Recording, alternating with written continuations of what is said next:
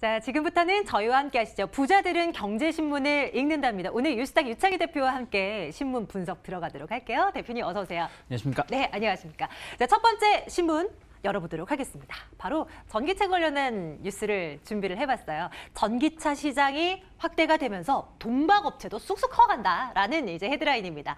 그 전기차 배터리의 필수 부품이라고 뭐 떠오르는 것들 가운데 음극재가 있잖아요. 음극재의 지지체로 전류를 흐르게 하는 역할을 하는 것이 바로 동박입니다. 머리카락의 15분의 1 굵기만한 그 호일, 얇은 구리 호일로 만들어진 것을 동박이라고 하는데 이 시장이 앞으로 2025년까지 17배나 성장한다는 전망이 나오고 있어요. 뭐 주식시장에서 관련 업체라고 한다면 SKC나 두산솔루스, 일진머티리얼즈 뭐 이런 등등의 업체들이 떠오르는데 앞으로 이런 업체들을 한번 포트폴리오에 담아봐야 되나? 이런 고민 한번 들어가 볼게요. 대표님 생각은 어떠세요? 괜찮을까요? 전체적으로 봤을 때 전기차 관련돼서 배터리 업체들은 뭐 얼마 전에도 한번 말씀드렸습니다만 계속 성장세를 보여줄 가능성이 높습니다. 특히 올해 같은 경우는 중국 업체가 좀 하락을 하고 국내 업체들이 점유율이 많이 늘어나는 부분들이 좀 있었기 때문에 관련 기업들의 매출 증가세는 더 이어질 수 있다 생각을 좀 하고 있고요.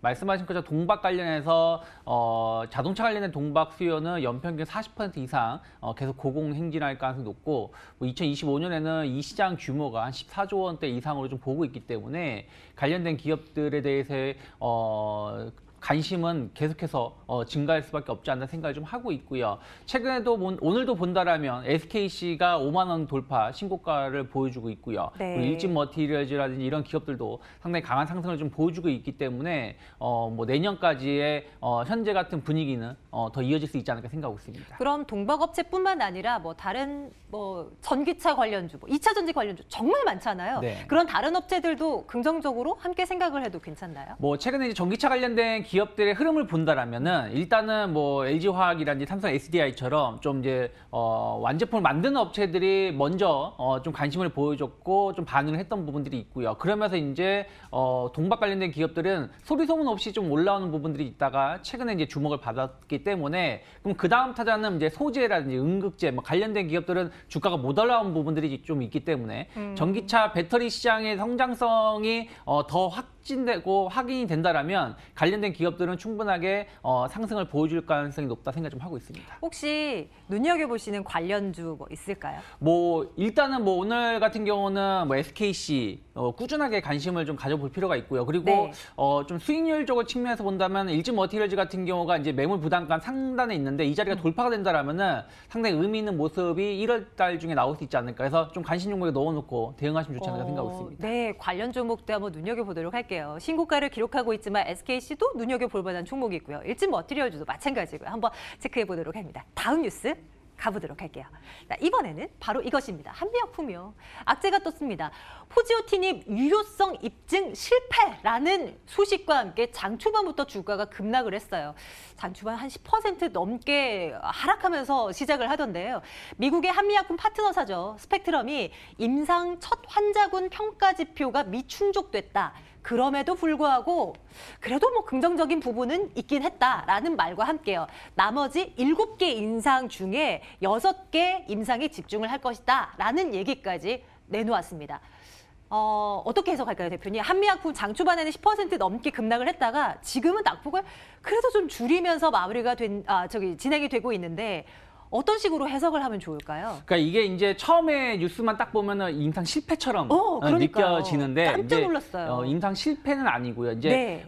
이제 환자군을 이제 그룹군을 이제 정해놓고 이제 약물을 투약을 하면서 결과를 지켜보는데 첫 번째 그 결과물이 나왔다라는 것이죠. 그래서 이제 목표치가 이제 반응에 효과에 대한 목표치가 17% 정도인데 이번에 1차 나온 게 한 14.8% 정도. 그러니까 한 2% 정도 미달되면서 유의미성을 좀 찾기 힘들다라는 결과가 나왔다라는 것이죠. 네. 하지만 지금 투약하고 있는 전체 환자군이라든지 기존에도 1차군에도 본다라면 한 60% 이상은 일정 부분 효과가 나왔다라는 결과 얘기도 나오고 있고 그리고 뭐 내년에는 2차, 3차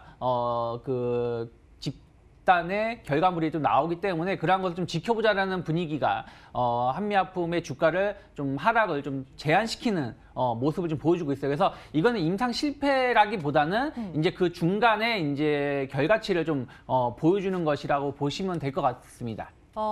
자라보고 놀란 가슴 소뚜껑 보고 놀란다고 얼마 전에 비보존 임상 실패 네. 뭐 그 이슈가 나오자 며칠 안 돼서 또 뭐 한미약품에서 임상 뭐 미충족 이러는 단어를 들으니까 이거 큰일 났다. 네. 이렇게 생각이 됐던 것 같아요. 다행히 낙폭을 좀 많이 줄이고 있는데 그래도 지금 하락세. 혹시 대표님 이거를 매수의 기회로 삼는 거는 그래도 좀 무리가 있어요? 어떻게 네, 보세요? 뭐 한미약품은 그 지난 가을쯤인가요? 네. 여름에도 그 임상 그 약품 개발을 이제 중지를 하고 다른 쪽으로 전환시키겠다는 발표를 한 적이 있었어요. 그러니까 올해 한미약품의 그 뉴스를 본다라면 좀 좋은 뉴스보다는 좀 안 좋은 뉴스들. 그러니까 다른 기업들은 안 좋은 뉴스들이 나와도 또 좋은 뉴스가 나오고 했었는데 한미약품은 꾸준하게 안 좋은 뉴스가 나오다 보니까 제약바이오주가 상승했을 때도 계속해서 바닥권대 지금 한 가격대에서 계속 횡보세를 보여줬었거든요. 그러다가 이번에도 이제 어쨌든 결과치가 좋은 내용은 아니기 때문에 네. 앞으로는 한미약품 관련해서 약간 관망 심리, 좀 지켜보자는 심리가 좀 있을 수가 있고, 뭐 오늘 나온 뉴스 자체가 아주 임상 실패는 아니기 때문에 좀 반등은 조금 나오고 있습니다만은 이것이 이제 JP모건 헬스케어가 이제 다음 주 이제 내년부터 시작을 하게 됐을 때 만약에 한미약품이 주목을 못 받는다라면은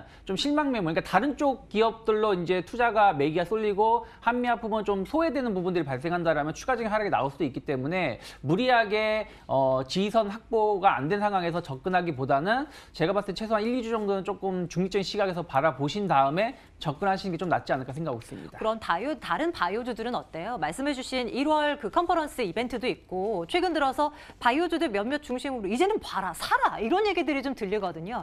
다른 쪽은 괜찮나요? 다른 제약바이오주 흐름을 오늘도 본다라면 제약바이오주 흐름 나쁘지 않아요. 네, 좀 맞아요. 그 코스닥 쪽에 중소형 제약바이오주들 상당히 좋은 흐름을 좀 보여주고 있는데 어찌되었든 JP모건 헬스케어가 엄청난 선물을 주진 않겠습니다만은 투자 심리를 개선시키는 데는 긍정적 역할을 할 것이고 또 연초에는 제약바이오주 중심으로 해서 약간 성장주에 대한 관심도는 있었기 때문에 단기적으로 봤을 때는 좀 추가적인 상승을 좀 예상할 수가 있고 관련된 기업들에 대해서의 투자라든지 보유는 좀 더 이루어질 수 있지 않을까 생각하고 있습니다. 해마다 이맘때만 되면 바이오주에 대한 어떤 긍정적인 뷰들이 막 나왔던 것 같아요. 물론 오늘은 한미약품 다소 부정적인 뉴스를 받았지만 다른 바이오주들의 선전을 한번 응원해 보도록 하겠습니다. 다음 뉴스 가보겠습니다. 자, 이번에는 아시아나항공에 대한 이야기를 해볼까요? 지금도 주가가 상승세를 이어나가고 있을까요? 몇 거래일 연속에 빨간불이 들어오는데 뭐 이슈는 이겁니다.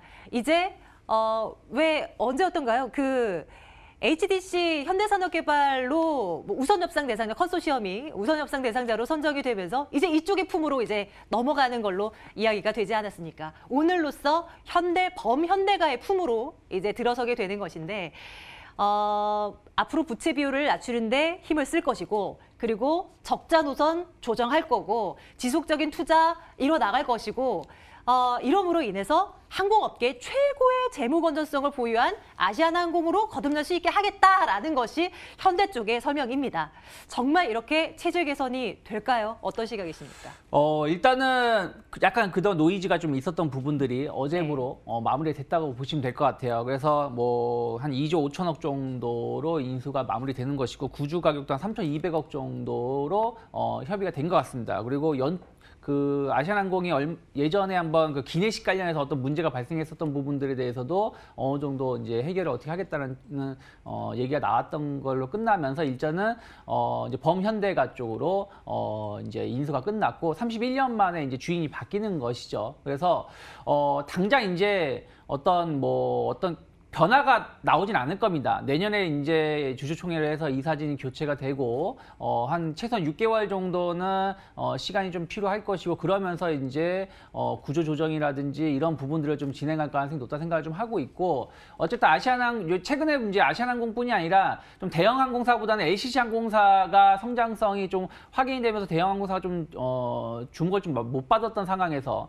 만약 아시아나항공이 이번에 현대가로 인수가 되면서 특히 범현대가 현대산업개발 쪽이 이제 최근 한 5, 6년 동안 많이 노력을 기울였던 게 유통 쪽이거든요. 백화점이라든지 면세 이쪽 그리고 호텔 이런 쪽에 이제 많이 집중을 했었고 여기에 이제 항공이 같이 서비스가 이어진다라면 시너지 효과는 어느 정도 낼 수 있는 발판을 마련되어 있다라고 좀 본다라면 단번에 뭐 아시아나항공 주가가 그전처럼 매각 이슈가 있을 때처럼 주가로 급등할 수는 없겠습니다만은 좀 실적이 좀 개선될 수 있다 혹은 현대 쪽하고 시너지 효과가 좀 날 수 있다라는 부분들이 내년 1분기에 확인이 된다라면 주가는 네. 약간 긍정적인 모습을 좀 보여줄 수 있지 않을까 생각하고 있습니다. 지금 당장의 예측은 뭐 어렵죠. 앞으로 어떤 형태의 재무구조 개선을 위한 노력들이 이루어지는지 뉴스를 팔로우하면서 또 앞으로 추적 한번 들어가도록 할 수 있습니다. 아시아나항공 기사 내용도 한번 점검을 해봤고요. 자, 마지막 뉴스는 바로 이것입니다. 스마트폰에 대한 어떤 시장, 이 판이 완전 그냥 뒤바뀌고 있는 요즘이잖아요. 갤럭시 폴드의 차기작에 대한 이야기가 벌써부터 나옵니다. 내년 2월쯤에 공개가 될 예정이라고 하는데 이제는 세로로 접는 폰이 아니라 위아래로 접는 크램쉘 형태의 디자인으로 나올 것으로 추정이 되죠. 근데 여기에 핵심이 지금의 갤럭시 폴드는 이 화면이 플라스틱 소재로 사용이 되어 있는데 앞으로는 유리가 탑재될 것이라는 얘기입니다. 유리가 접힌다고? 관련 특허를 삼성전자가 이제 냈다라고 하는데 울트라 씬 글라스를 세계 최초로 적용을 한다고 해요. 지금은 이게 접히는 도중에 주름이 생긴다면서요? 네. 근데 이게 유리로 적용이 되면 주름도 없고 더 평평하고 뭐 이런 것이 특징이라고 합니다. 분석 좀 해주세요. 네, 뭐 특히 이제 월요일인가요? 도우인시스를 이제 삼성 그 디스플레이 계열 이제 회사가 이제 인수를 좀 하게 자회사 쪽으로 인수를 좀 하게 되면서 조금 더 네. 주목을 받았었는데 관련 기술을 가진 네, 회사인가요? 관련 기업을 그래서 뭐 이제 삼성 쪽에서는 뭐 앞으로는 모르겠습니다. 당분간은 플라스틱 필름 쪽보다는 유리 쪽으로 이제 폴더블 폰을 좀 집중할 가능성이 높다. 아무래도 이제 해상도라든지 말씀하신 것처럼 주름 이런 내구성에서는 조금 더 유리가 뛰어나다는 것이죠.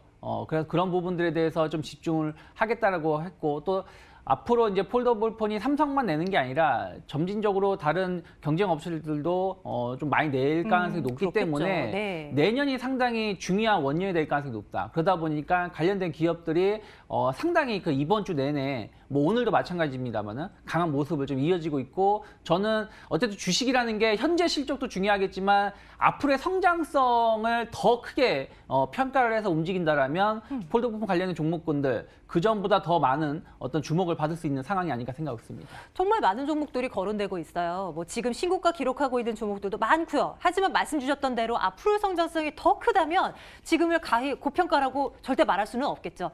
눈여겨보시는 종목 분명히 있을 것 같은데요. 최근에 이제 관련된 기업들 중에서 좀 꾸준하게 상승을 하고 있는 기업들이 이제 힌지 관련해서 좀 부품을 좀 많이 공급하는 업체들이 네. 좀 강세를 네. 띠고 있습니다. 뭐 대표적으로 KH바텍이라든지 파인테크닉스 같은 기업들인데 전 그 중에서도 이제 KH바텍에 대해서 좀 긍정적인 평가를 좀 할 수 있지 않나 생각을 좀 하고 있어요.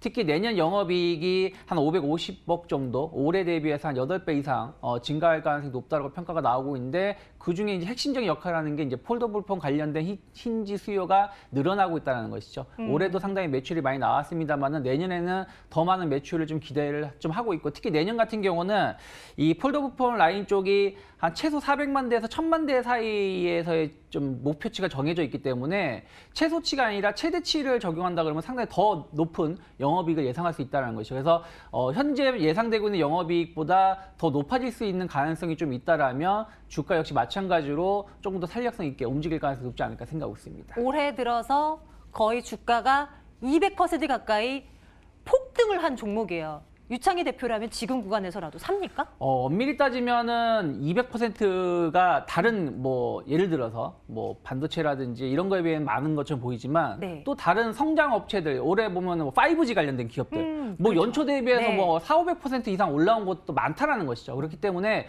굳이 뭐 올해 200%가 올라왔다고 해서 이게 만약에 최근에 뭐 1, 2주 사이에 올라온 거라면 부담될 수 있겠습니다만 그게 아니라면은 꾸준한 성장성을 본다라면 충분히 투자도 가능하다 생각하고 있습니다. 네. 오늘도 경제신문을 통해서 어떻게 하면 돈 벌 수 있나 요거 한번 분석 들어갔습니다. 유스탁 유창희 대표와 함께 말씀 나눴고요. 부자들은 경제신문을 읽는다였습니다.